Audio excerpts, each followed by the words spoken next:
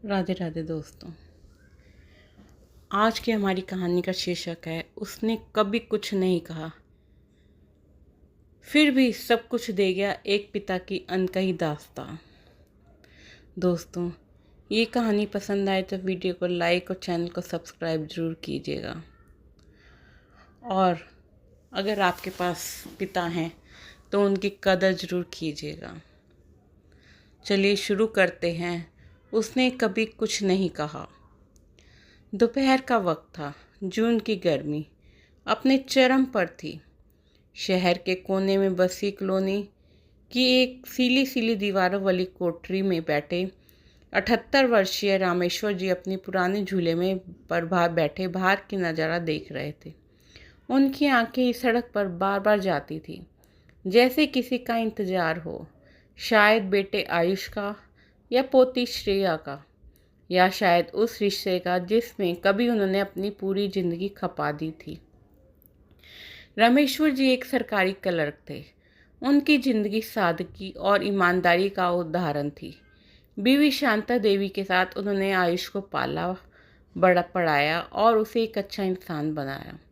शांता देवी अब इस दुनिया में नहीं थी, लेकिन उनकी दी हुई सीखें और प्यार अब भी इस घर की दीवारों में गूंजता था। आयुष अब एक बड़ा अफसर था, बैंक में मैनेजर था और शहर के सबसे बड़े इलाके में उसका फ्लैट था। बीवी पलक और 10 साल की बेटी श्रेया के साथ उसकी एक छोटी सी दुनिया थी, लेकिन उस दुनिया में अब पापा के लिए शायद कोई जगह नहीं बची थी। एक दिन श्रेया स्कूल से आई और अपनी मम्मी से बोली, मम्मा, स्कूल में पापा पर कविता लिखने को कहा है। पलक मुस्कुराई, तो लिखो ना बेटा, पापा तो तुम्हारे हीरो हैं। श्रेया बोली, हाँ, लेकिन मुझे दादाजी की भी याद आ रही है, वो भी तो पापा है ना। पलक कुछ नहीं बोली, उसने नज़रें फेर ली। उस घर में दादाजी अब सिर्फ नाम बनकर रह गए थे।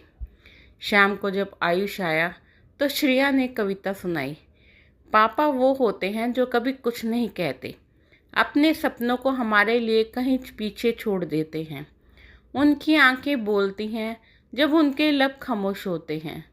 पापा वो होते हैं जो कभी कुछ नहीं कहते।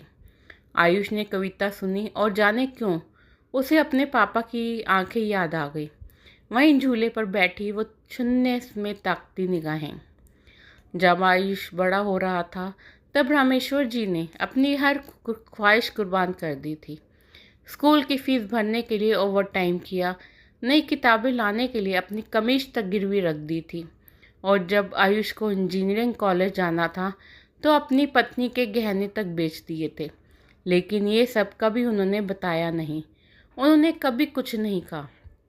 आज जब पापा उसी पुराने घर में अकेले बैठे थे तो आयुष को महसूस हुआ उसने कभी अपने पापा को गले लगाकर धन्यवाद नहीं कहा। एक दिन पलक सफाई करते वक्त आयुष की पुरानी किताबों में एक कर में मिला। रमेश्वर जी ने लिखा था, बेटा आयुष, जब तू बड़ा हो जाएगा तो तुझे ये समझ आएगा कि बाप बनना क्या होता है। तू शायद मुझे भूल जाएगा, लेकिन मैं तुझे कभी नहीं भूल पाऊंगा। अगर कभी तेरी बेटी तुझे पापा कहेगी तो मेरी बातें तुझे हमेशा याद आएंगी।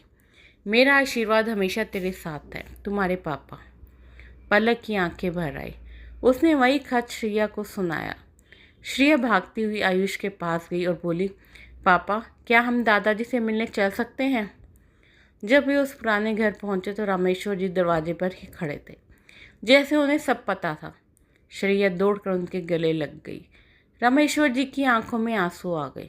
आयुष ने हाथ जोड़कर कहा, पापा, मैंने बहुत देर कर दी, अब क्या मैं अब भी आपका अच्छा बेटा बन सकता हूँ?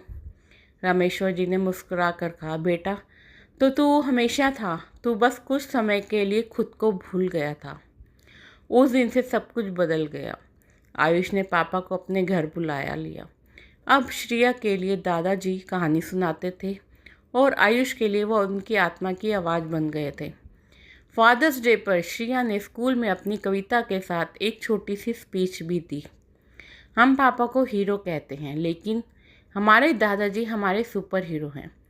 वो सब करते हैं जो कहे बिना भी समझ जाते हैं। आज मैं सम्मान करती हूँ उस इंसान का जिन्होंने पापा को पापा बनना सिखाया।